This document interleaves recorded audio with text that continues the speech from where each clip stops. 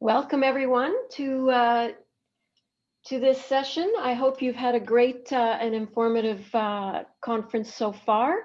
Our session is Alternative Media in the Pandemic and Crisis, and we have an amazing lineup of panelists today. My name is Colette Watson. I'm President and General Manager of the Cable Public Affairs Channel in Canada.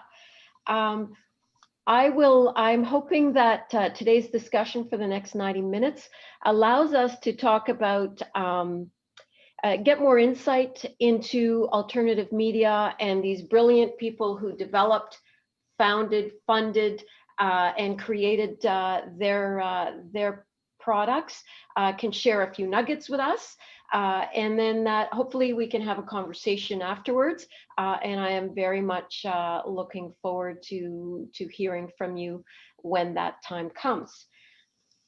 One of our panelists lives in Singapore, so he is not with us live. I had the pleasure of chatting with him 2 nights ago, and we recorded that conversation. So without further ado, I will jump into the introductions and then let you hear from our first panelist. Alan Soon, who is our first panelist, is the co-founder of Splice Media, an organization that reports on and advocates for the transformation of media in Asia. Soon has worked in radio, television, newswires, magazine, and online across Asia. He started his career as a reporter and grew into other operational roles at Bloomberg, CNBC, Kyoto News, Star TV, and Channel News Asia. He led, prior to creating Splice Media, he led one of the largest digital newsrooms in the industry as Yahoo's managing editor for India and Southeast Asia. So without further ado, here's my conversation with Alan from 2 nights ago. Alan, so tell us what drove you to start Splice Media. Oh, what a great question to start with. So that was 5 years ago. I had at that point done about 2 decades in journalism. Started out as a radio reporter, moved over to TV. I did a bit of news wires as well, magazines, but mostly in broadcast. So that my space was always around what was going on in broadcast. It was always a big operation. It was always a big newsroom. I worked at Bloomberg, at CNBC, for example, and then later on went to run Yahoo's operations, media operations out here in Southeast Asia, in India, which was at that time the largest digital operation of any company in this region. So that was 6 good years at Yahoo, where I built out local teams all across the region, trained them, gave them right workflows, tools, and whatnot. And that was probably the best, most exciting thing I've ever done in my career, just because it was that bridge that I was looking for to get moving from to as a transition from legacy media to digital.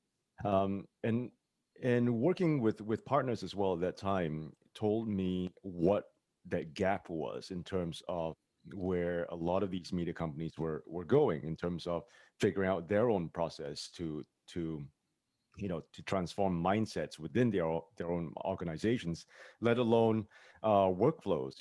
How do you get a team that is steeped in traditional methods of storytelling into a digital mindset?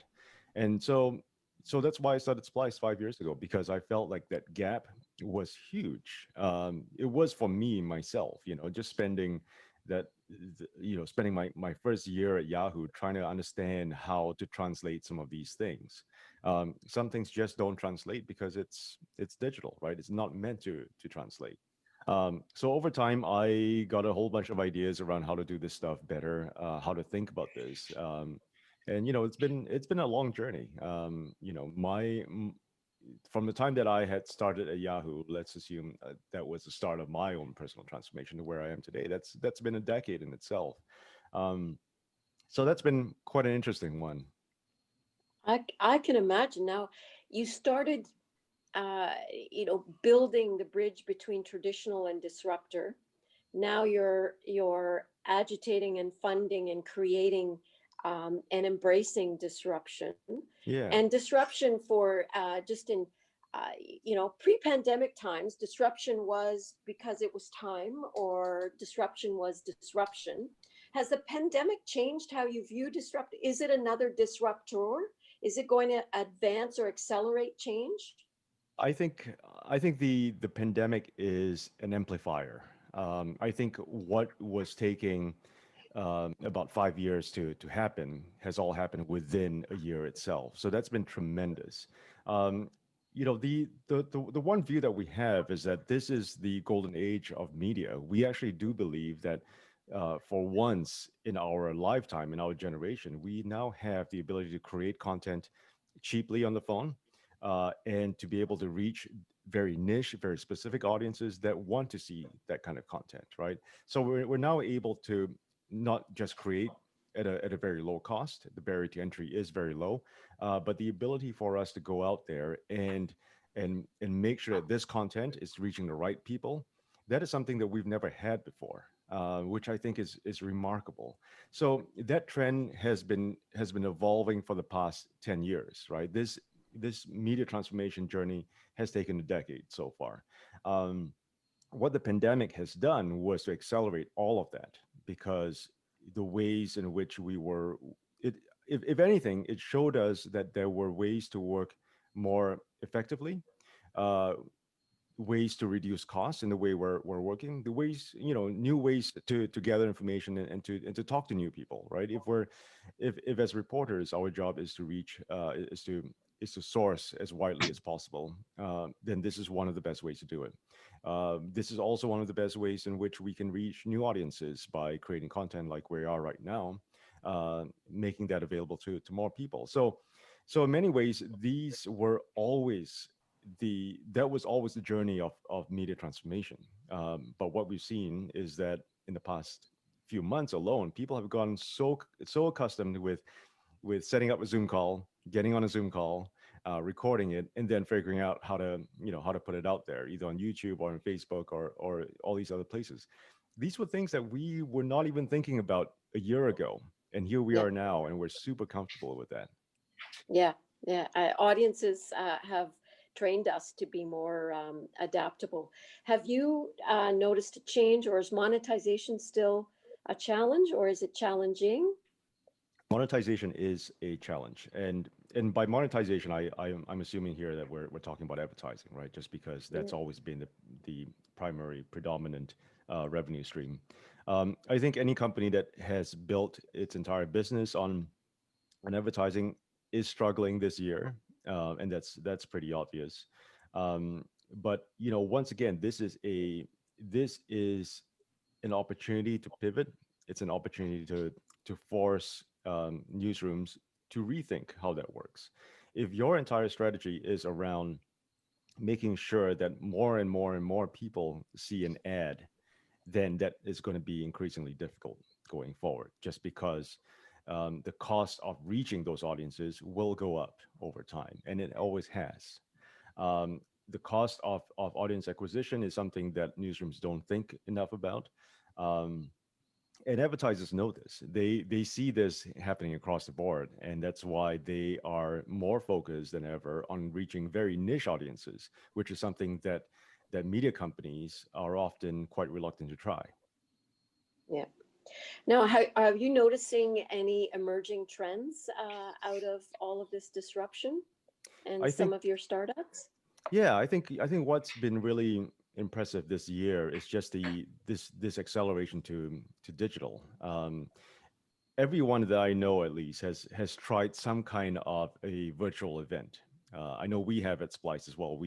This was a lesson that we had to learn fairly quickly, and I'm sure that this is something that a lot of media companies have been thinking as well.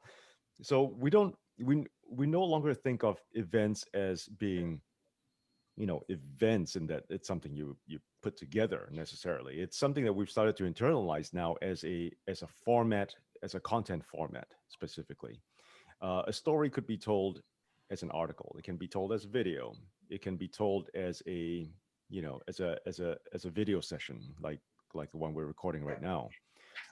We're seeing this as an emerging format that's easily accessible. um, as I said, people know how to get on a Zoom call. They know how to download a Zoom app and all that, right? All of that, I mean, difficult as it has been because of all the different levels of friction of trying to figure out this stuff. I think a lot of people are very comfortable with this now, and now this is going to be a format going forward. If you're going to do a story about, I don't know, an environmental issue, for example, in a small town, why not just record it on Zoom now, right? And make that available as a full recording. Right. I spent some time running traditional linear media newsrooms, and you'd send a crew of three Yes. to interview the city manager. Yep. You'd sit in traffic. By the time you get your camera guy, your sound editor, and That's the right. reporter out in the car through the traffic, park the car, get to the city manager's office, interview, get some B-roll, interview for 20 minutes, That's right. race back to the station, and 45 seconds gets on the air. That took 4 hours, right? That's right. Not anymore. I remember that. That was early in my career as well. Going out with And a for, with a yeah, truck. yeah, yeah. Unbelievable. Millions of dollars of capital That's right. and inefficient labor. Only in the last year did newsrooms start, at least the ones where I was, start Hmm. hiring video journalists and giving them a phone, not a camera. That's Right? right. Go forth, go tell stories, go find the stories. Yeah. No more rip and read. Yep. And I think we will all benefit from that with respect to getting stories told and uncovered.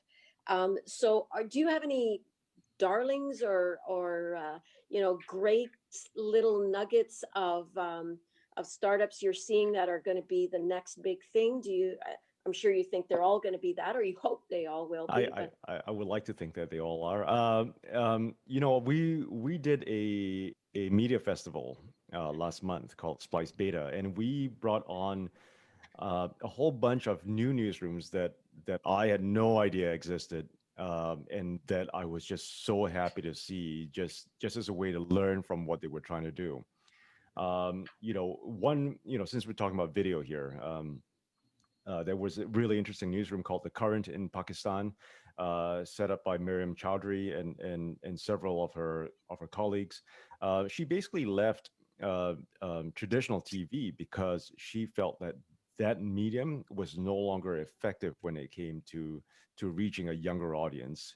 And so she started The Current just to focus on that very specific segment, trying to take stories and make that useful and relevant in the lives of younger people.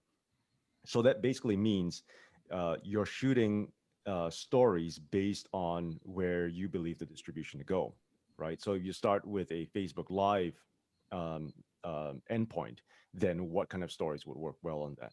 If you start with a YouTube endpoint, then how do you shoot that in a format that's appropriate for that audience? So I thought that was really interesting. I think there's a lot that needs to be done in that space, just because how many people go home to watch the 7 p.m. news right. that I used to write. So those days are long gone. Yeah. So that was really interesting to see.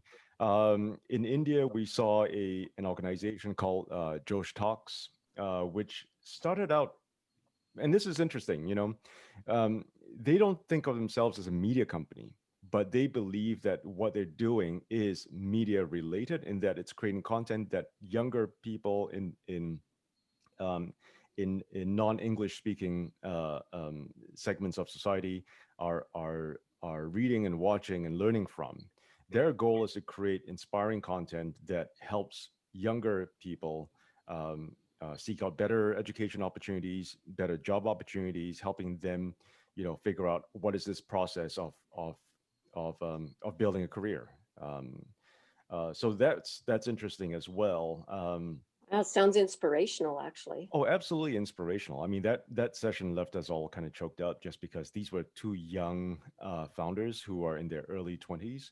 And the interesting thing is that very often the people that are most inspiring in this space have not come from media at all. They are not journalists. They did not go to J school. And so their view of all of this is really quite interesting in that content is secondary. You know, journalists always think that the content is the first and foremost, right? People who don't begin in newsrooms tend to believe that it's it's more important to build a strong mission. Content is just one component in your, in your arsenal. Wow, that is a really interesting perspective. Actually, I'd love to hear more about them. Maybe hoping as part of the exchange, you could send us links to some of your favorites Absolutely. that Yeah. you have that either been inspired or impressed by, so that those who are watching, listening, participating in this conference can maybe go research. So Wonderful. we only have a couple minutes left, but I wanted to ask you a few more things. One is, how do you feel about the future I'll combine the two, and then I'll let you figure out how you want to reply. So we're speaking to young journalists. What's your advice to them? What's your elevator pitch with respect to that? And then the other question is, like, are you still inspired, jazzed by, excited by the medium? By Oh, that's journalism. such a great question. I oh, this is okay. I'm gonna get into so much trouble for this one. It wouldn't be the first time. Um, so I've got young kids, and like all parents, I think about what their careers would be like, um, and and I always ask myself, would I send them to J school? Uh, Short answer is no. Given the way J schools are organized these days, I believe in the ethics and the values of journalism. I do not believe in the way it's being conducted right now as a business, right? And so in my mind, I often separate the two. One really interesting thing that I was thinking about yesterday, and actually it's something that I've talked about a number of times, is is this rise of this influencer class of Right. storytellers, of people of influence and credibility in the eyes of their audiences. um, Very often, we in traditional journalism with a capital J tend to ignore them because they're not like us, and they didn't Right. go to J schools, and they didn't, work their way up a newsroom.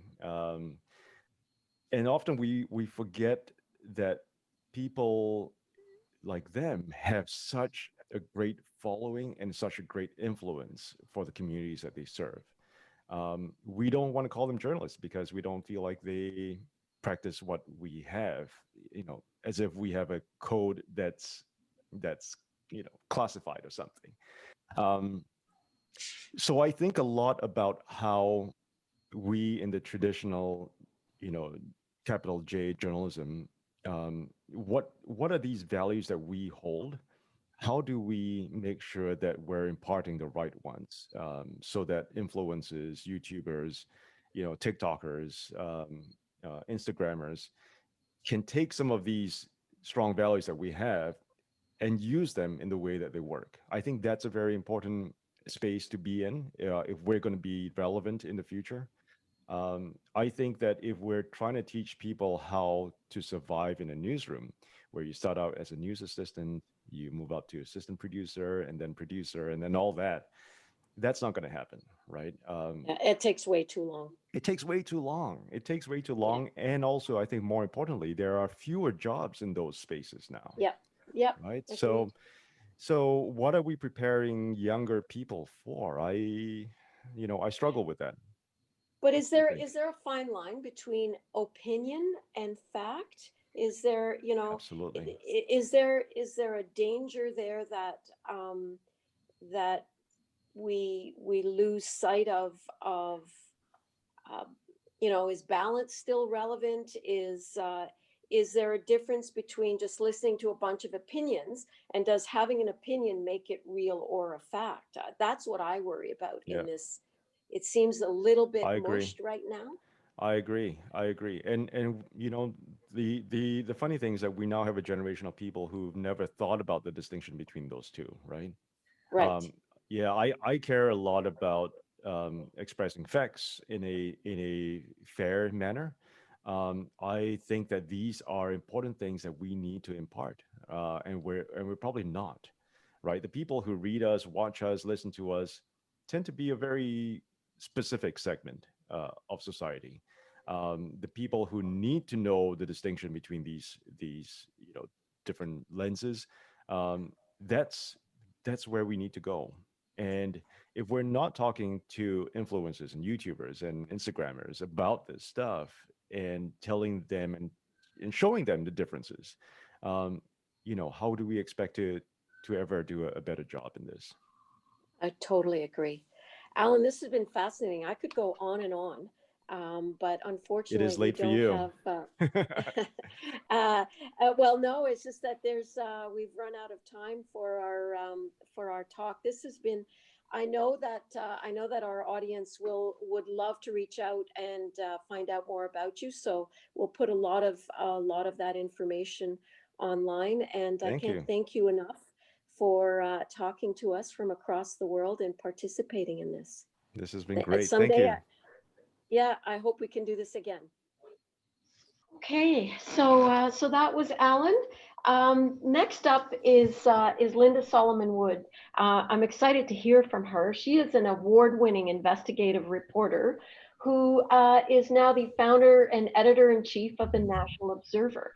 She previously founded the Vancouver Observer and has led both publications to win Canada's top awards for public service, investigative journalism, and excellence in reporting.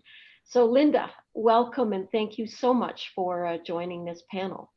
Hi, can you hear me okay?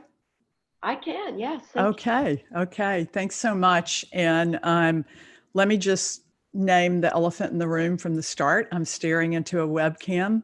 I wish I were looking at you guys in person, but that gets us right into the topic of the pandemic and business models in journalism, which I'm going to be talking to you about.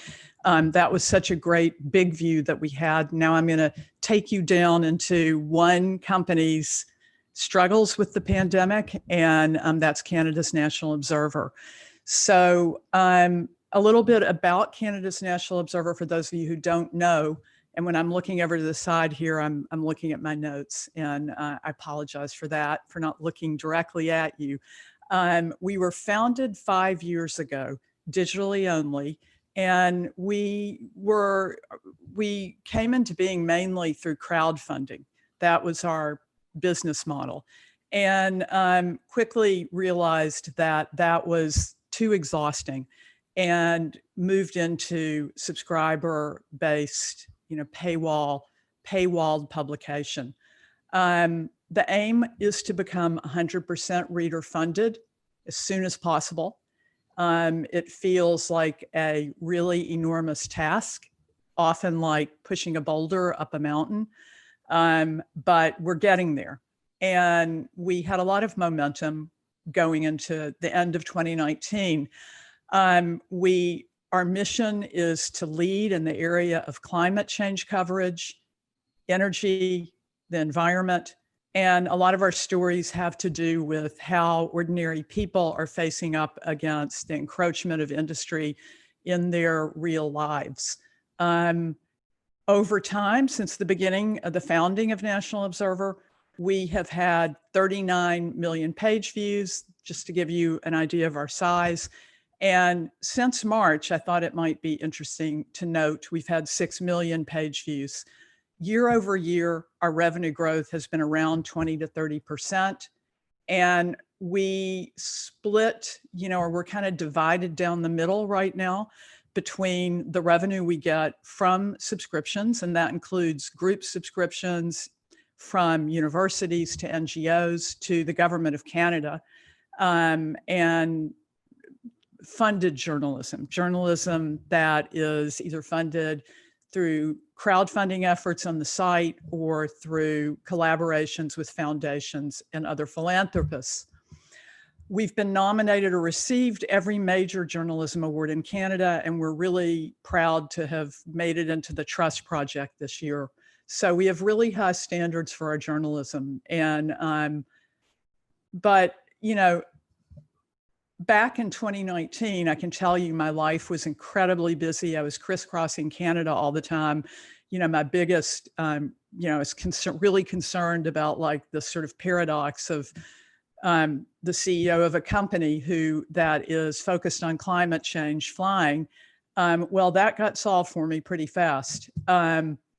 My daily life had so much complexity in it then that I really longed for it to stop. I had no idea how it would stop, and it certainly did stop. The pandemic hit, and all of you know how it was yourselves. It was like life seemed to stop at first.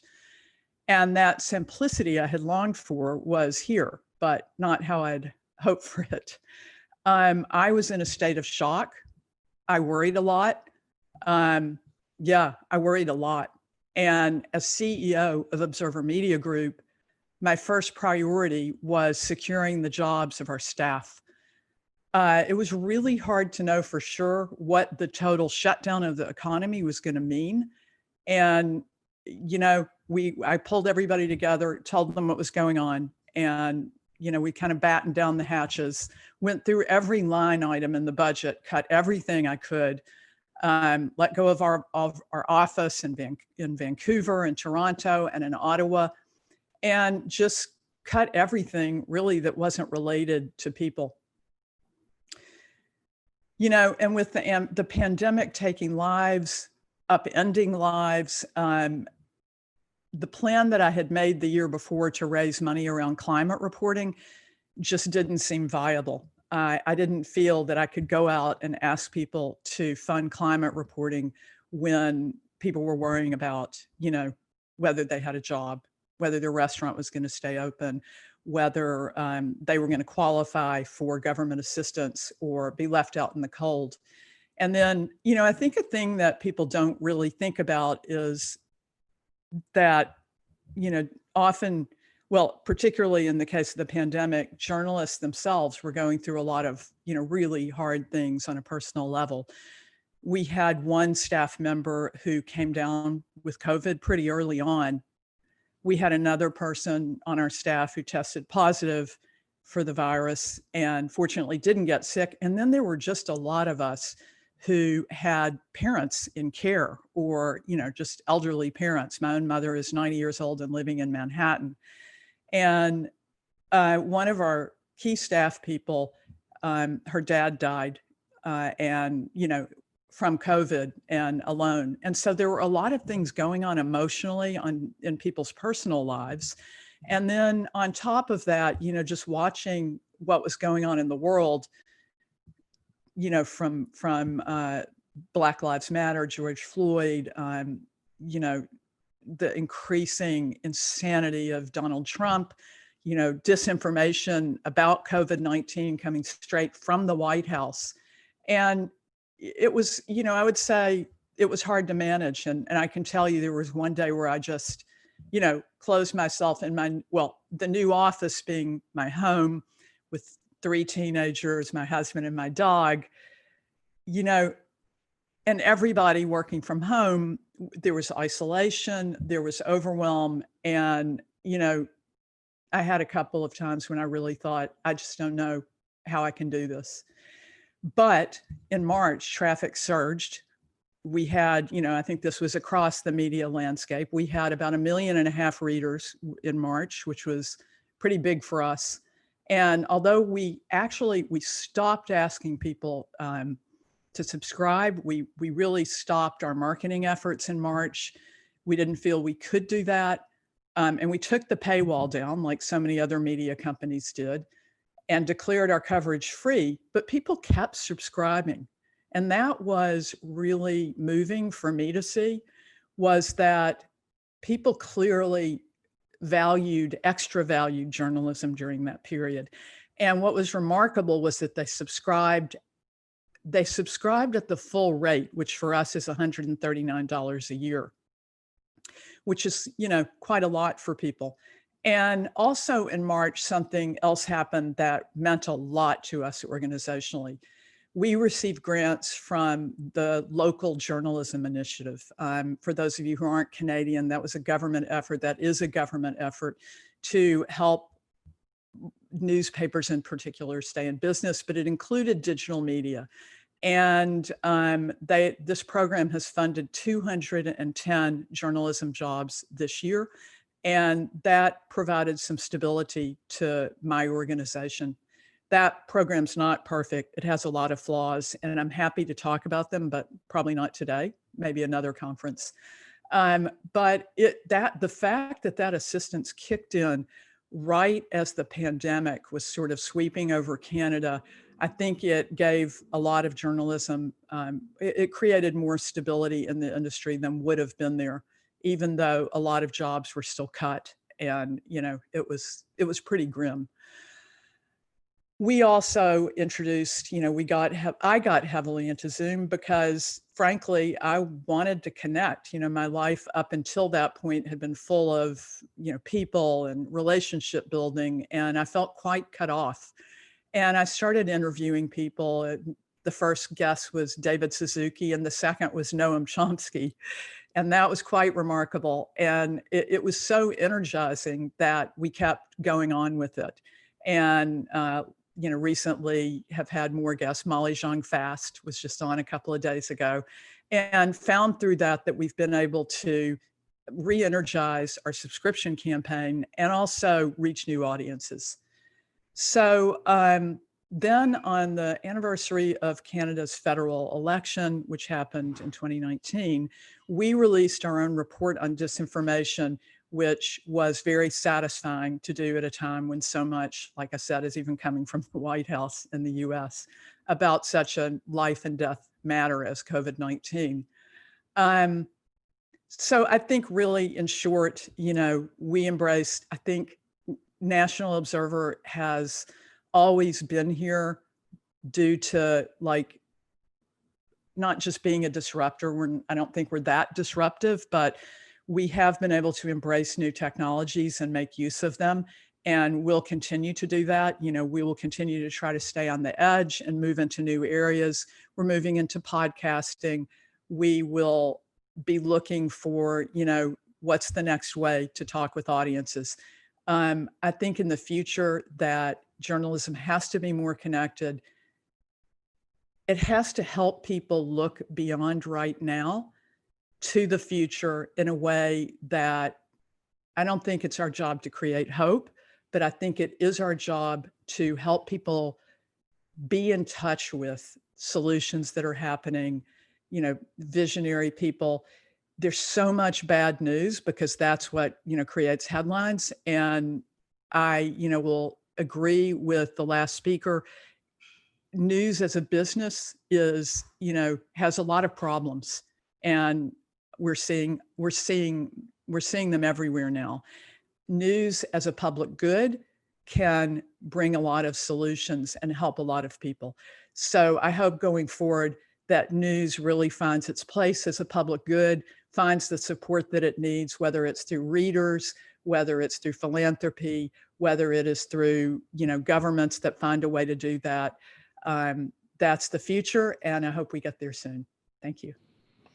Thank you, Linda. That was very inspirational. I think the hardest thing to do as the editor-in-chief, owner, boss is to keep the business afloat, keep everyone healthy, and bring everyone in. I mean, you've had to make really tough decisions over the last 7 months, and it sounds like things went really well for you. And we have a voracious audience out there looking for information on a daily basis. So thankfully with companies like yours, they are being somewhat fed on a daily basis. And so I'm really thrilled that you have worked so hard at keeping everyone employed and healthy. So thank you also for participating in this.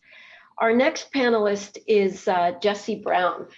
Jessie is a podcast host and publisher of Canadaland, a leading source of media criticism in Canada. The Canadaland news site and podcast network focuses on Canadian media and politics. Its podcasts are downloaded 100,000 times per week. That's pretty amazing. As a freelancer, Brown has produced content for the National Post, the Globe and Mail, Vice, the CBC, TVO, Toronto Life and Maclean's, and many others. At the height of the pandemic in April 2020, Brown reported that we've never used the news more. We've never needed the news more, but the news industry has never been more degraded. So Jesse, welcome to the panel. Thank you for having me.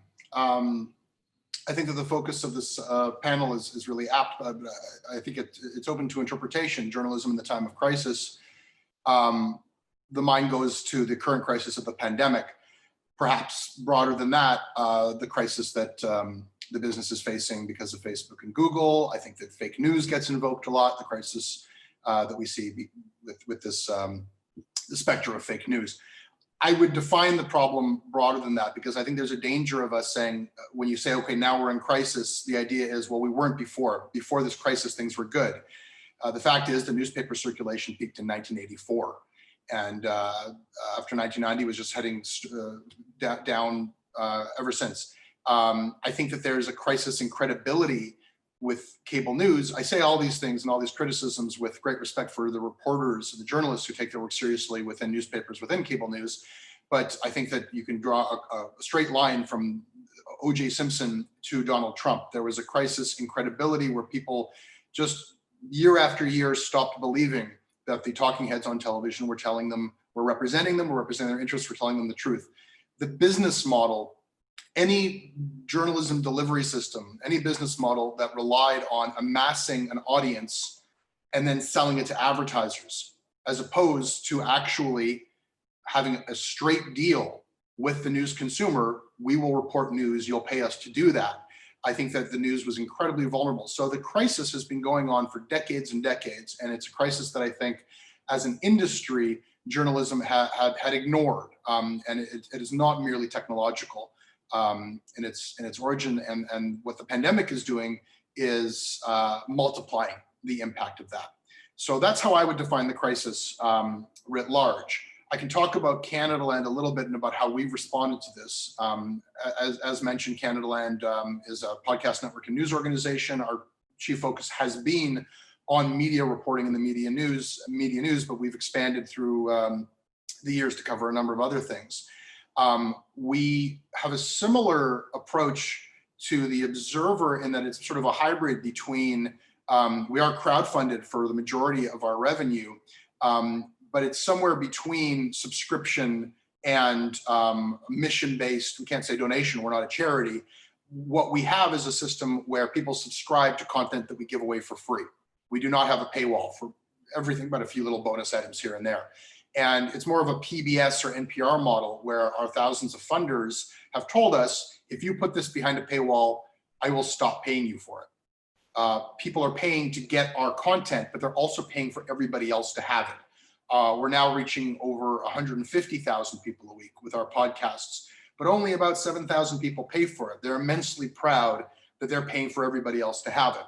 They're immensely proud when we break news stories like the We Charity scandal in Canada that touch the highest levels of government. When we hold government to account, there's a tiny group of people that are fueling that.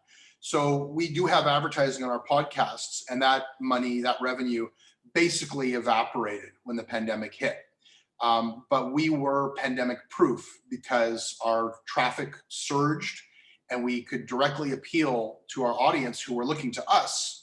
And the answer, we have an alignment of interests where when it looked like we're losing a lot of revenue here, we need to redouble our commitment to our audience. How can we be of service? How can we be of highest service? And we took on a number of initiatives. On the main podcast, we went from twice a week to daily. And we just started publishing these missives, these isolation interviews where I realized as a podcaster, people welcome me into their car or into their ears as they go on a jog at a time when people are feeling very isolated from one another. So I would just talk to politicians or to Margaret Atwood, have these conversations that were more just human interest pieces. Meanwhile, we did investigative reporting into the government's lack of response in Canada's prisons, where there's since been a COVID outbreak. One of our series that was already in the midst of a different season just shifted gears on the spot and focused on long-term care, where the overwhelming majority of deaths in Canada have been. And they did a series of harrowing documentaries about the neglect that preceded the pandemic and that was resulting in these deaths during the pandemic.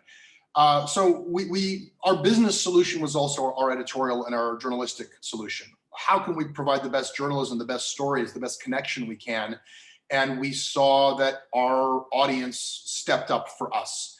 And just as Linda was expressing, people recognize the need for information, for connection, in a way that I think the pandemic just drove that home, and we saw our subscription rates go up. We just launched our annual crowdfunding drive earlier this week, and it's so far been our best one yet. I don't want to take up my time here boasting about our model. I think it's relevant to a panel like this because I think that one way or the other, the suggestion here is, I think, where journalism needs to go. We need a direct deal. We can't get people's attention based on the funny pages and a crossword puzzle and recipes and Sunshine Girls, and then use the money from that to pay for some news. We have to sell people news. I butt up against the idea that we can't do that, and that the business is just, let's just abandon the idea that it can be a business. I think that if we scale it to the right size, it is sustainable. And I don't judge any other publishers, whatever methods they take to keep the lights on and keep journalists reporting is the right way to go. But I am very concerned about what happens when we sacrifice independence and become dependent on government subsidies. It speaks to the basic commitment we have to hold government to account. If we are dependent on their funding, the crisis in credibility that I see every day in social media responses to journalists, who is paying you to tell me these things? We are again, we are messing with the basic units that fuel us, the basic contract we have with our audience. So I think it is possible for us. I know that it was said earlier in this conference, it was lamented that only 13% of the population is willing to pay for news. It's up from 9%, by the way. There are many, many lucrative businesses that would love to have 13% of the population as a possible market base. We can work within that, and a lot of the costs of doing this, the hard costs of broadcasting, of newspaper publication, are gone. We can directly fuel journalism itself. But I think we need to right size the industry. I think what Linda's doing is exactly right. What we focused on media, another news organization focuses on climate. I don't think we're going to have a big banner news about everything, one stop for all. I think it's going to be niched like that, and we've got to start rebuilding something that works for people, that puts the journalism first. Thank you, Jesse. That was incredibly insightful. Line of the day, straight line from OJ to Donald Trump. That really got me thinking. Let's just flow right into Janine. Janine is, we are incredibly lucky to have Janine. She is a Knight Fellow for the International Center for Journalists. She's the co-founder and executive director of Sembra Media, and has written and co-authored over 25 books about the internet, including Websites for Dummies and Global Mobile. Warner's taught a series of massive online courses for the Knight Center for Journalism in the Americas at the University of Texas, as well as courses in online journalism at the University of Southern California and the University of Miami. She has been doing some research over the past few months, and we are incredibly lucky and fortunate to have her here today to share some of that research results with us. Janine. Thank you so much for that lovely introduction. I have been doing a lot of research on people like our previous two guests, Jesse and Linda, are perfect examples of what we call entrepreneurial journalists. And I think there's never been a more important time for news to be led by journalists. And one of the big sea changes that I've seen in my lifetime, starting with my own little entrepreneurial project when I was way too young to take on starting a business. I started my career as a bilingual journalist in Northern California and launched a Spanish language newspaper in the early 90s. And in many ways, it was a great success, audience impact, all that. As a business, it was a complete failure. Many, many years later, many jobs and much business experience later, I run an organization that's dedicated to helping other socially minded, dedicated journalists who are crazy enough to try and start their organizations. and run their own media sites like Jesse and Linda. And with your permission, I have a PowerPoint slide that'll help me illustrate some of my points. I will attempt the daring here of sharing my screen. Please confirm if you can see my first PowerPoint slide, Colette. Thank you.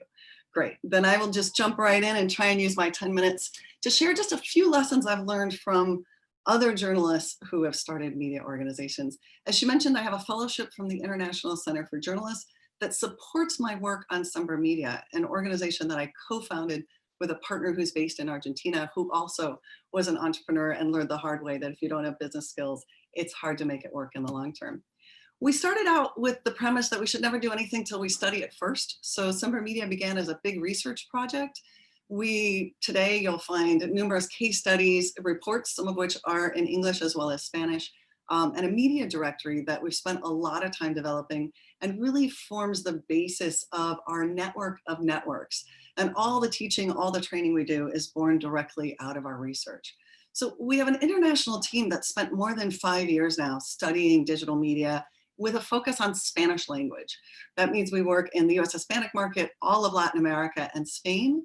And in those markets, looking for media with a very specific criteria for transparency, independence, and some kind of social value, we found more than 800 media organizations led by journalists or other socially minded founders who are trying to serve their communities, sometimes in extremely challenging places like Cuba and Venezuela and Nicaragua.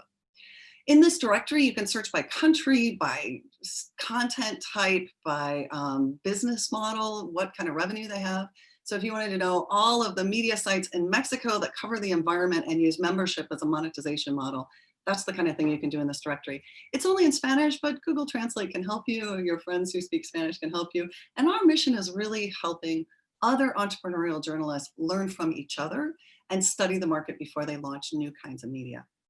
When I say we have a very diverse international team of what we call ambassadors. They all work part-time representing the media in their country and qualifying, mapping, and researching the media in their countries. We also have a relatively small operations team with my co-founder there, Michalia Strebner. We call her Midge in Argentina, that help us with our various now initiatives. We just turned 5 years old this month. You and I, Linda, should have a drink and celebrate anniversaries soon. And thanks to some pretty significant grant support in the last couple of years, we now actually give sub-grants to some of the media we work with and provide a lot of consulting and have an accelerator program that's designed for really taking these journalism-led organizations from starting to build an audience to actually having a sustainable business. It's an ambitious goal and one that we are experimenting with actively. We also have a group of professors we call Red de Profes that's about trying to help improve the quality of entrepreneurial journalism training in universities and get more communication schools to teach business skills to journalists. So I'm just going to share with you 3 quick things that I've learned from this research, and then I'll be happy to integrate more of it into the question and answer time. The first one is create a community, not an audience. I think Jesse spoke to this really well, of trying to speak to the people he works with and not just at them, with them, listen to them. One of the best examples we have in Spanish that's similar to their models is from Madrid, Spain. El Diario.es, this is their team. They produce a daily news organization with a pretty significant team. 70% of the organization is owned by the editors and journalists of the organization. They got a little initial investment. And like Jesse, their model is part membership and part advertising. They do not have a paywall, but they do have some very interesting ways that they motivate people to become members. So for €8 a month or 80 euros a year or more, some people donate more, you can become a socio of their news organization. And if you're a socio, you get 2 key things. They offer a number of benefits, but the 2 that really seem to move the needle. First, you get a login. And if you have a login because you're a member, the advertising disappears. So if you don't pay, you see ads. If you do pay, you don't see ads. And with that model, they started at about a 60-40 balance between advertising and membership. They've moved closer to a 50-50 because of the pandemic. When they started losing advertising as the pandemic started, like everybody else did last year, their members stepped up, increased what they were willing to pay, and their membership grew. And that's one of the reasons that that seems to be a good balance, to not only rely on one or the other. The other thing that I do that I think is brilliant is lots of newsletters. And one of them is a daily morning update they send out every day. They cover a niche of news that many of the other dailies in Madrid do not cover. And if you're a member, you get that morning update the night before. And just getting that news a little before everybody else seems to be one of the big incentives to drive membership to their organization. This is not from me. This is from a French journalist who attended one of our conferences in Peru a couple of years ago. And I just love this quote: "Email's the cockroach of the internet." I've studied all kinds of membership models around the world. It's definitely a trend, reader-supported news. Do not underestimate how much email drives that. Email newsletters and personal appeals in those newsletters seems to be one of the #1 ways that most of these organizations get members. I'm sure email will outlive the rest of us, much like the cockroaches will. But I also want to manage expectations. I think, anytime there's this big new thing, everybody should be reader supported, everybody should rely on members, it's easy to get distorted in what that means. And to manage expectations, we've really looked at what is reasonable to expect in terms of membership support. Linda, if you pull off 100% audience support, that's awesome, but you will be in the extreme minority of news organizations if you do. What we have found in our work, and also this is actually from one of our board members, Patricia Torres-Bird, who lives in Prague, works with media all over the world. She works with the Media Development Investment Fund, which is a philanthropic investment organization. And she said, if you look at top of the funnel, you have 100% of your unique visitors. Then you go down to your heavy users, brand lovers, your most loyal users. You're lucky if that's 18 to 23% of your audience that actually come back regularly are your loyal users. And of them, what we find after studying many, many different membership models in news is that about 0.03 of your most loyal users will actually end up paying for your organization. So 13% of Canada is a great place to start, but don't assume that that much of your audience might support you necessarily. And remember that lots of people are trying this. Now, to give you some real numbers to put that in perspective, this is what it looks like for eldiario.es. They have 9.5 million unique visitors in a typical month. About 23% of them are loyal. They're at the higher end. Some people get to 30%. That's very rare. And they've got 0.03% heavy users who have become socios, which give them more than 65,000 actual members. And they make millions of euros every year on that. It's a huge part of their revenue. But it took them 6 years to get to 0.03% of their loyal users as members. So I share that because sometimes I see these little tiny startups thinking, I'm going to be membership supported. And it's really hard to get to significant numbers if you don't have a significant audience. Now, I'm going to tell you, some people will give you a lot more than €8 a month. And at the end of this, I'll try and give some hope for the smaller ones about how audience support can still help you. If you want to learn more about membership, I can't recommend more highly the Membership Puzzle Project. Just go to membershippuzzleproject.org or Google it, and you'll find not only lots of case studies from around the world about membership programs, but they recently came out with a detailed membership guide, step by step, what it takes, what you should do, how you should lay the groundwork, what kind of messaging. It's really powerful guide. And I really believe in membership as one of the most valuable ways to build revenue for independent media. I just think you have to be careful not to believe it's going to be the only one for most of us. Which is why lesson number 2 is diversified revenue is the key to independence and sustainability. Everywhere we go, we hear this diversified revenue, don't rely on any one source. And we really have come to believe that the most resilient organizations, the ones that make it through the pandemic, the ones that really maintain their independence in very tough environments economically and politically, are the ones that have a whole bunch of different sources of revenue. This is some of the things we found that media organizations are doing. You're welcome to take a screenshot of this one. I know a lot of people go, wait, what do they do? Donations, agency models where they're creating services and products for clients, a whole range of different advertising models. If you go to data.sembramedia.org, you'll find a very intensive research project we did. We called it Inflection Point. It came out a few years ago, but it's published in English, Spanish, and Portuguese. It's a 60-page, heavily illustrated report where we looked very deeply at business models, how they were making money, how they were spending it. I offer that as one of the main sources of information we produce in English, Spanish, and Portuguese. But we're about to renew that. So next year we'll come out with a new version of that. And we're going to expand it to look at some media in Africa and Asia as well this time. So very excited about what we'll find as we take a more global look. But having talked with people like Alan Soon, for many years, he and I have traded ideas and resources and insights. A lot of the things that I found that work in Latin America and Spain also work in Southeast Asia and Africa, also work in Canada and the US. Essentially, we found two paths to sustainability. Very loyal niche audiences, especially particularly valuable audiences. There's a very interesting one in Brazil that covers legal issues and has a bunch of newsletters specifically for business interests around laws that might affect their business. So combining a niche with loyal or high value audiences is a great way to make your small audience sustainable. And large audiences, of course, are where you can get to membership, advertising, and other things on a greater scale. The third lesson, and the last one before my final tip, is the biggest mistake that I have seen made by journalists who want to start their organizations is that a few journalists get together and they launch a news site and they don't think about diversity. And when I say diversity, I'm not just saying there should be men and women. There should be people that reflect the audience in whatever diversity that is. When I talk about diversity in this case, I'm talking about you need somebody focused on business. You need somebody focused on marketing and audience. You need somebody thinking about, OMG, don't forget the accounting. I've never met a journalist who went to journalism school for accounting. It's a weak spot for many of the people we work with, and it's one we really have to push them. So 2 or 3 journalists get together and start a news site. It's kind of like 2 or 3 chefs get together and start a restaurant. You're gonna have lots of fun in the kitchen. Somebody has to bring in the audience. Somebody has to order food for tomorrow. And oh yeah, somebody has to do the accounting. So when we studied deeply what their teams looked like, I wasn't surprised. This is the median size of the teams of the media we work with, about 10 people working on content, 1 in technology, kind of the web designer, and effectively 0 in sales. And this is why.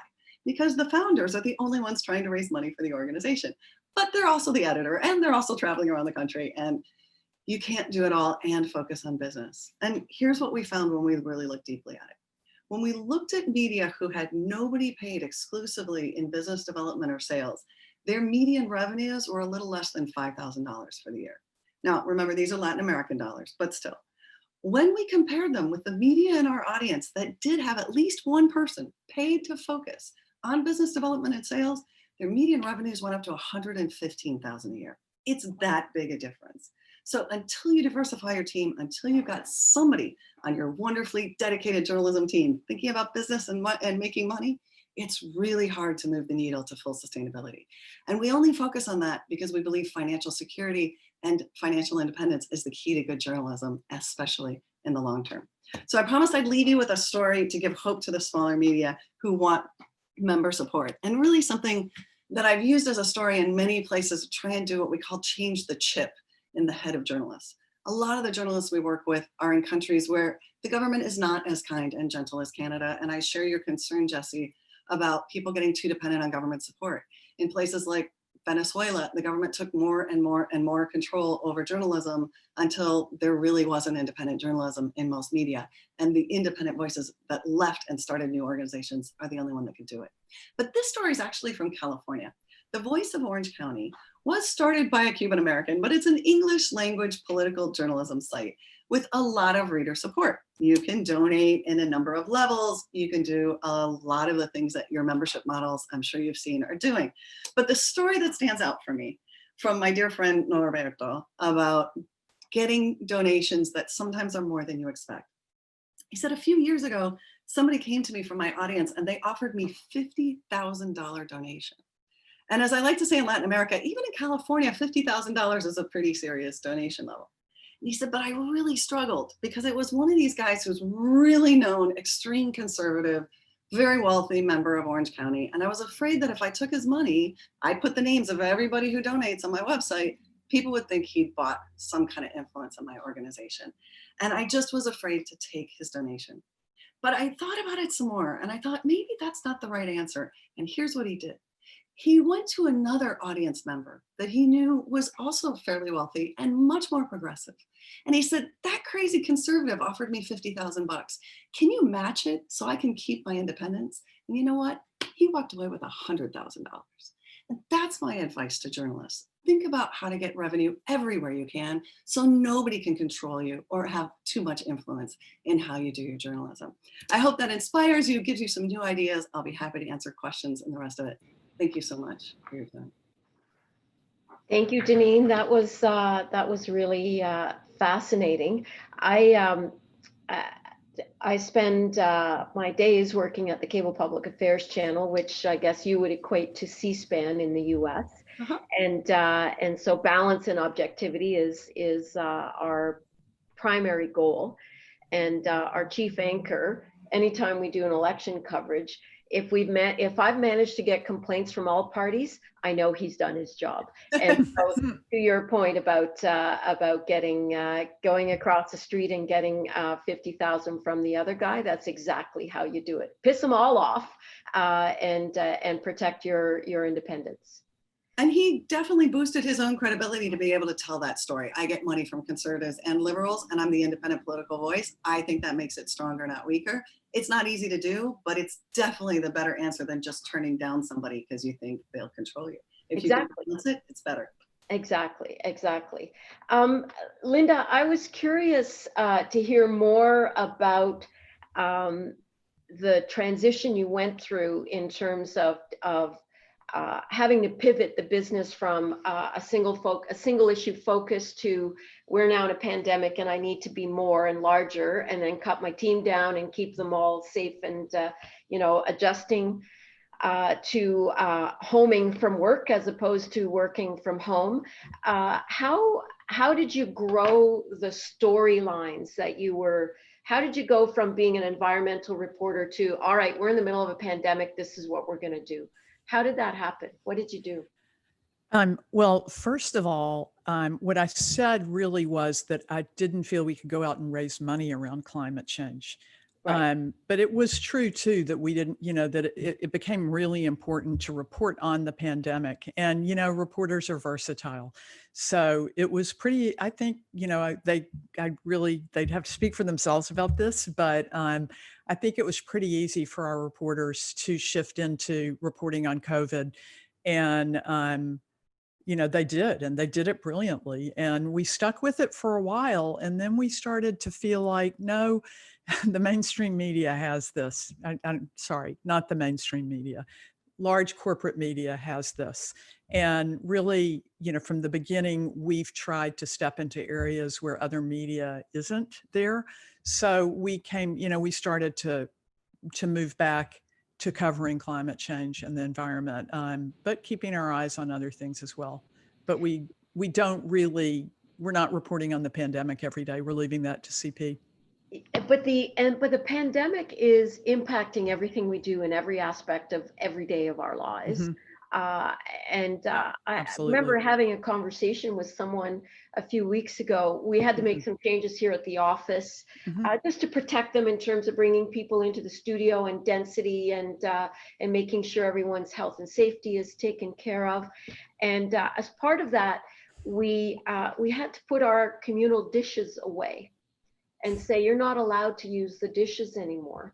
Here's a bunch of plastic single-use forks and knives and paper plates. And you're going, oh my God, like we're regressing with respect to recycling, being environmentally conscious. And I saw a Deloitte report. This would have been May-ish, where China was perhaps 3 or 4 months ahead of us in the progression of the pandemic and the post-pandemic world, where 25. So first thing is, auto advertising just took a crater here in Canada. It just died in terms of if you're running an ad-supported business, say local radio, for example. The automotive industry is a big revenue getter. That just disappeared overnight. And so if you're running a business, you're wondering, when's that going to come up? So public transit was supposed to take cars off the road, create an environmentally more sustainable world that we live in. But as Wuhan started to go back to normal, only 25% of the workforce went back to work, say March-ish, but 100% of the car traffic was back on the roads in Wuhan. And so that meant people were eschewing public transit. Everyone, individuals were getting in their cars because they were afraid of public transit, didn't want to take public transit. So I think there's a story around, the first few weeks of the pandemic was, oh, phew, let's, look at the pollution reduction in China. And then all of a sudden now we're, some of the advances we've made on environmental sustainability are parked. There are a lot of stories there that are pandemic related. Absolutely. Have you covered any of those? Or Yeah, we have. And, a big thrust for us also was covering how the government of Canada was going to, whether or not the government was going to include really, forward thinking, robust green programs into the stimulus package, the recovery package. And, there's a lot of debate about whether they did or whether they didn't, but that became a big thrust for us, was just keeping that on the radar. Can I just step back though and say, Janine, that was an amazing presentation. Thank you so much for that. And also, Jesse, I got just so much out of yours as well. But God, that PowerPoint was just, I was trying to take notes while everything you were saying. So really, wow. Thank you for that. Agreed. Janine, as part of your presentation, you talked about an accelerator programming. Is that something someone who is watching us today could participate in or talk to you? Well, that's lovely. No, we got a very special grant from Luminate, which is part of a Meteor Network, again, philanthropic investment organization, very focused in supporting media. And they gave us a couple $1 million and said, okay, go find some of these little media sites that you found in your research where, they're having real impact, they have real audience, but they're in that chicken and egg, I can't hire a salesperson because I don't have any money, and see if you can move the needle. So we are in a kind of a 1.5 year long acceleration program. We selected 10 media out of almost 500 applicants in the Spanish speaking world. We gave an initial part of investment to each of them and many, many, many hours of consulting. I developed a very complicated way of doing virtual consulting with media, because one of the things I saw in a lot of accelerators is they try and bring the founders to a central place, New York, San Francisco, Buenos Aires, and spend 3 months working on your project and then you'll be off. And that works okay if you're doing an iPhone app. It doesn't work so well if you're doing a local news organization or if you're trying to cover the politics in your country.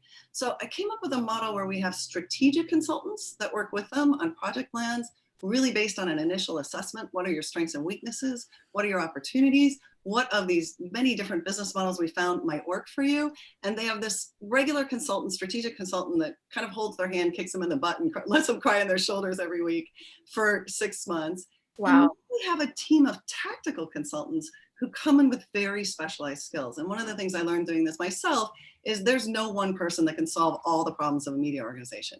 So if they need help with programmatic advertising, we've got an expert. If they need help with search engine optimization, we have an expert. When we went to do sexual harassment policies, which was one of the things the funder wanted and something my feminist-led team really believed strongly in, we hired a whole gender consulting team to develop a set of protocols they could use to develop policies for their organizations. And then we ran into the challenge we run into all the time. The laws are different in each country. The rules are different in each country. And we needed tactical consultants in each country to help them through the final part of that process. So the accelerator is a complicated story in itself. We hope to renew that grant.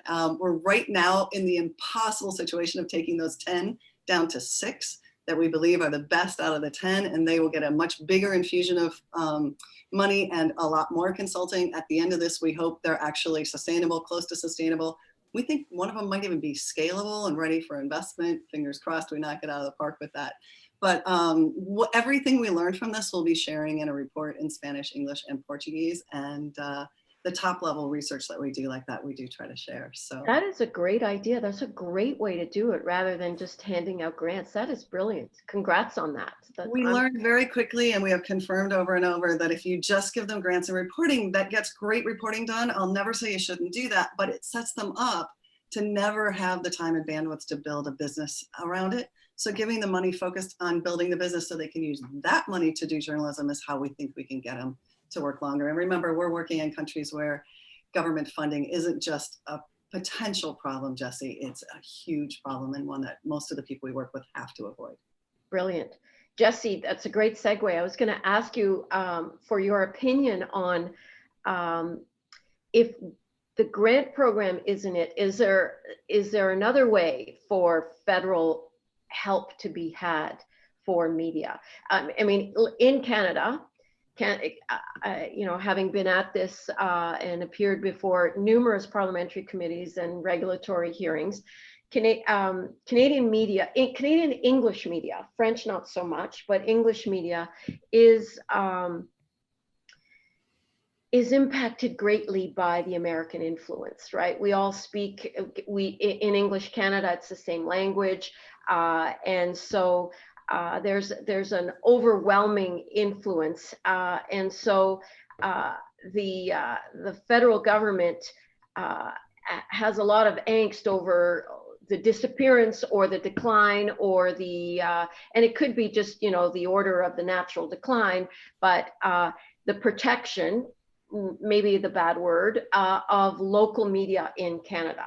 Who's going to tell local stories to Canadians, for Canadians, by Canadians, and should the government intervene on that? So Jesse, I mean, do you have any thoughts on that? I do, and just in terms of the emphasis on local news, that is a minority of the government funding, and even that funding is being controlled by the newspaper lobby group, and the vast majority of that is going to the members of that specific industry lobby group. So there's problems within even that purported mission of funding local journalism. But what is the role for government in trying to help rebuild the new media, sustain that which can be sustained from the past? Very straightforward.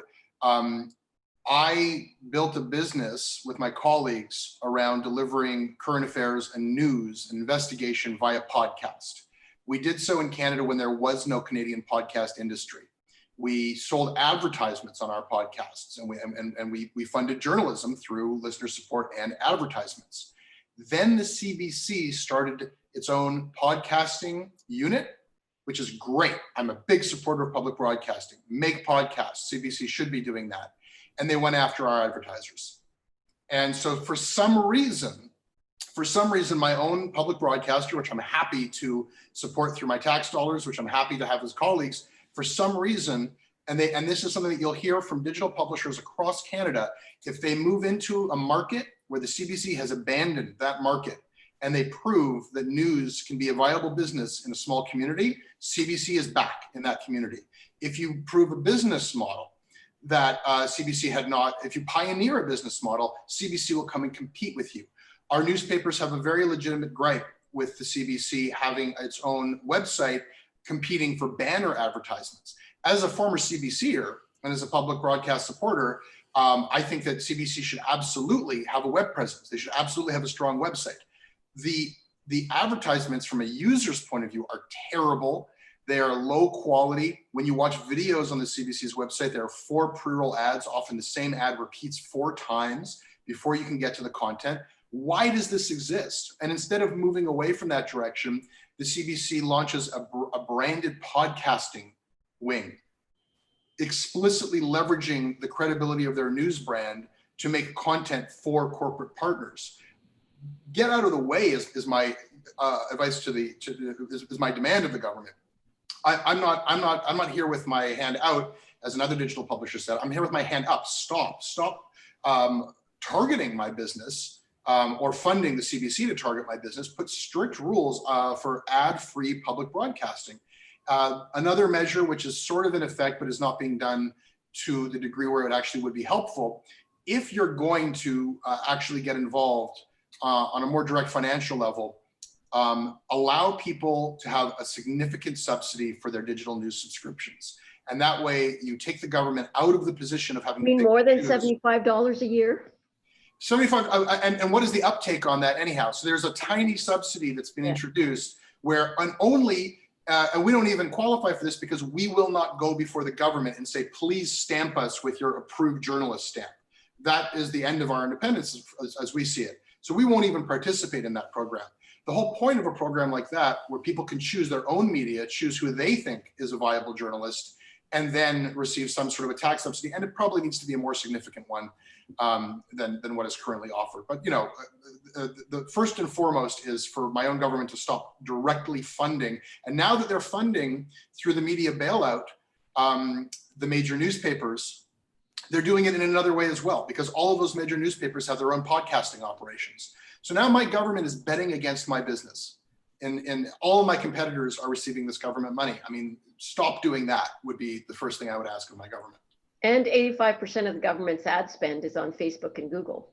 So add that to your list. They're doing that. And then when they do an ad spend, they can pick and choose which media.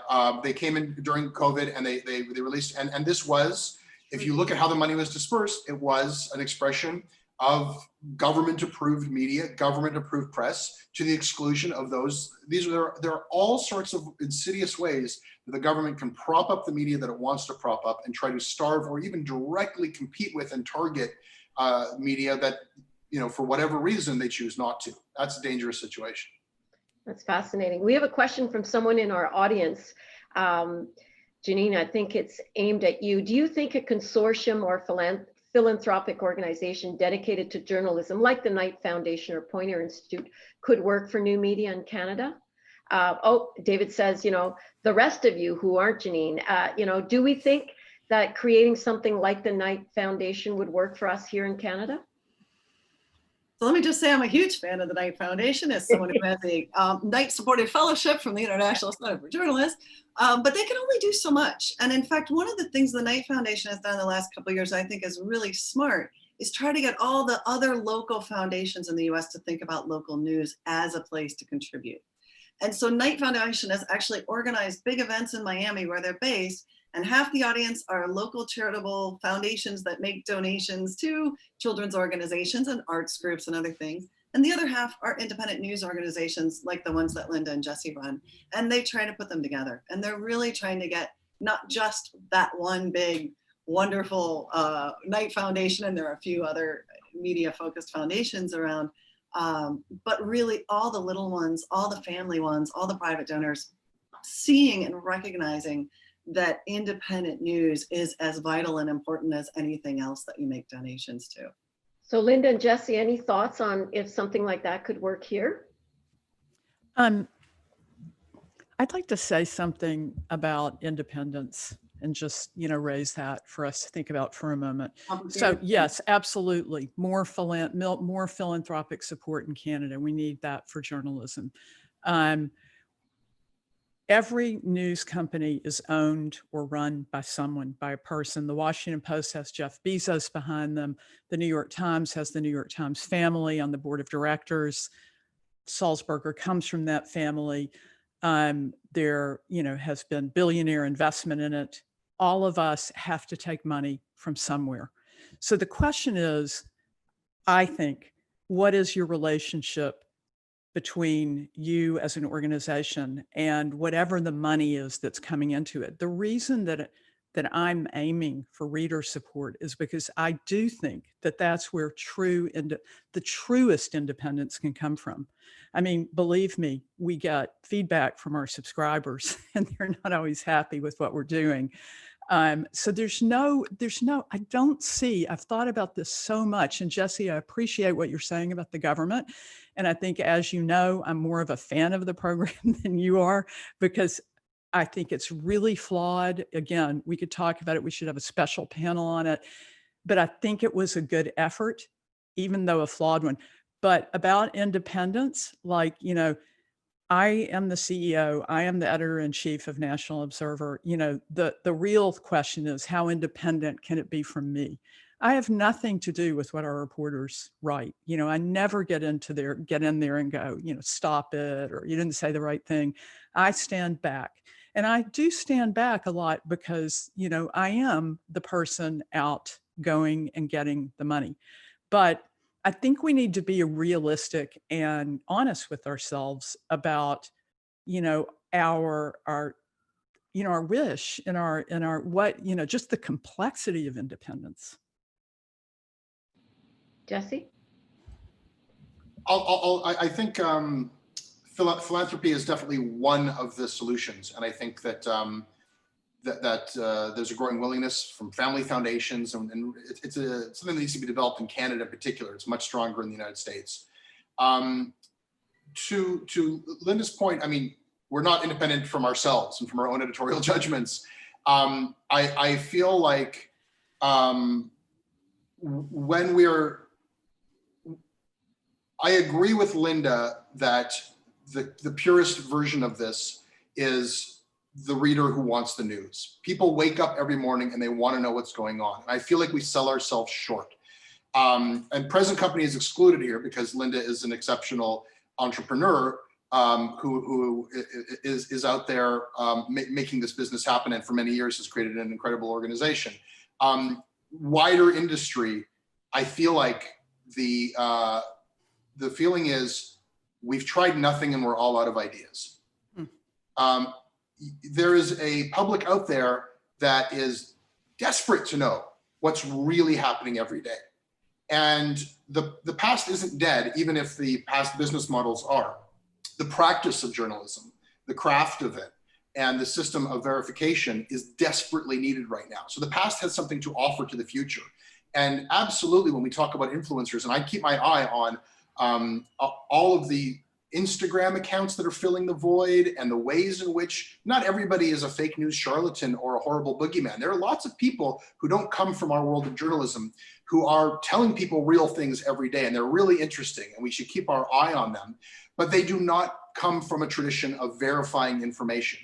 And we need to bring these skills into these new ways of telling stories and sell them, because people need them. And I think that when you see, that's a big jump from 9% of people willing to pay for news to 13. What does that tell you? People are scared. People are looking at a future where you cannot trust anybody, and that terrifies them. So our skill set, which I think was neglected for many years, I think it was deprioritized in many newsrooms as we got into more opinion, as we got into more lifestyle stuff that I really like, and I've done a lot of it myself. But the first principles of journalism have never been more needed than they are right now, and they're marketable. I think that you take that product to market and you say, I want to sell you a service, not really a product, a service, and I base it on my record. I base it on my record of accuracy. I base it on my record of accountability when I do get things wrong, as every journalist does. It's those first principles of journalism that the world needs more than anything else we could provide. I think that, you know, we shouldn't overthink these things. I don't have a very sophisticated business sense. I just asked our audience, I can't do this anymore if you don't pay me to. And they paid. And then the next year I said, okay, now we want to go into Thunder Bay, or some years later, and tell those stories. Will you pay us to do that? And they paid us to do that. And sometimes we've asked for things and said, will you pay us to do this? And we didn't get there. And so we didn't do it. So we're in this constant negotiation with our audience as to what they want to see covered. And each year we say, how did we do last year? We promised you this last year, you paid for it. If we came through on that, I think we've earned your trust that we can now do this next thing. Do you agree that this next thing is a good thing? That's the way that we're negotiating this. And yeah, we use money, you know, like that's how people buy our services.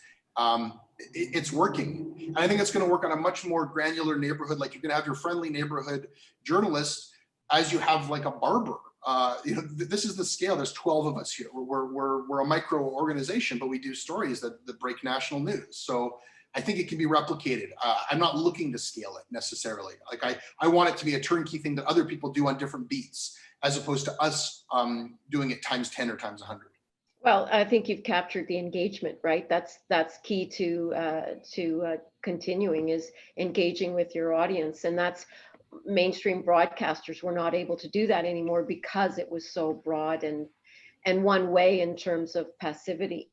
You know, I was struck by when Linda was speaking pre-pandemic. Did I get this right, Linda? You had 6 million page views, and since March you've had 30 million page views. No, sorry, that was the other way around. So all time 36 million page views, and then since March 6 million page views. Right. Yeah. In your first 5 years. You did that in, wow, Sorry. that is big growth. So that total was your first 5 years, and then this is the last few months. Right. Right. Right. Yeah. Yeah. So you hit your annual growth in 6 months. Yeah. Mostly. So where I was going is people are craving going to you because they want your product. They want information. They want more. And that's the sign, right? That it's working. We have we have time for one last question. It's aimed at Jesse. Jesse, might the CBC be selling ads on its website and podcast to hedge against a future when government funding may be significantly cut? I agree it's galling for it to compete against indie publishers like us, but does relying solely on government funding make the CBC vulnerable? It does, and for the same caution I have against, the CBC is not independent. It is editorially independent to whatever degree you can when you're completely existentially dependent. Depending on who is the next prime minister, CBC's fortunes rise and fall. So they do have to hedge against, we have a conservative leader who has stated that he wishes to gut the CBC. So the CBC is perennially trying to hedge against that future. At the same time, they've never received more money from the government than they do right now. They are massive, as everybody else is diminished. The resources they have to report the news are greater than they've ever had before. That criticizing the CBC or saying what the CBC should or shouldn't be doing is the national pastime. I'll engage with it because somebody asked.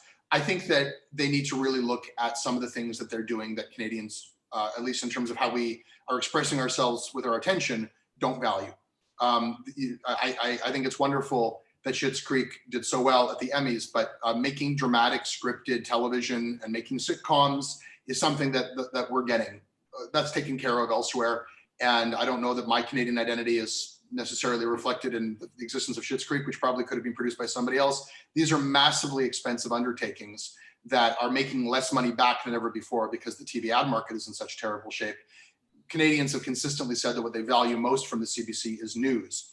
Can you run a national news organization on $1.2 billion a year?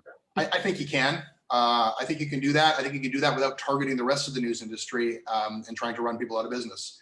So I take a pretty firm stance as to the ways that the CBC could be managing these things in a way that would not be as destructive as they are. And this is, I think, something that unanimously the rest of the news industry has raised, to deaf ears. Absolutely, it Great. has. Thank you.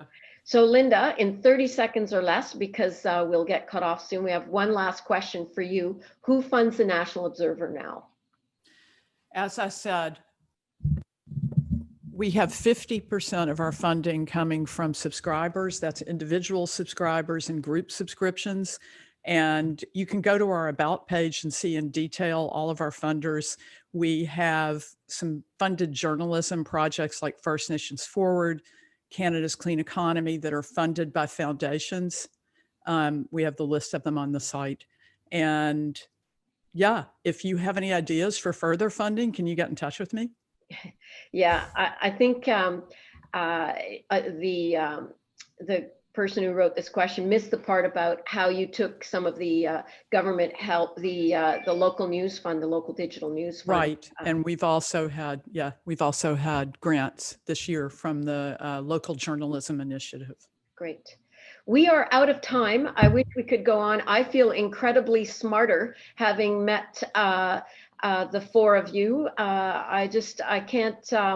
I hope I can reach out to you and pick your brains offline as well. This has been a wonderful experience for me, and hopefully the 35 people who joined us today thought it was useful and helpful. And I thank you all for participating. I thank Carlton for inviting me to join you today. And with that, I bid you all adieu. Thank you all. Thank you very much, Colette, for Thanks. moderating. Thank you. All right. Thanks, everybody. Bye-bye.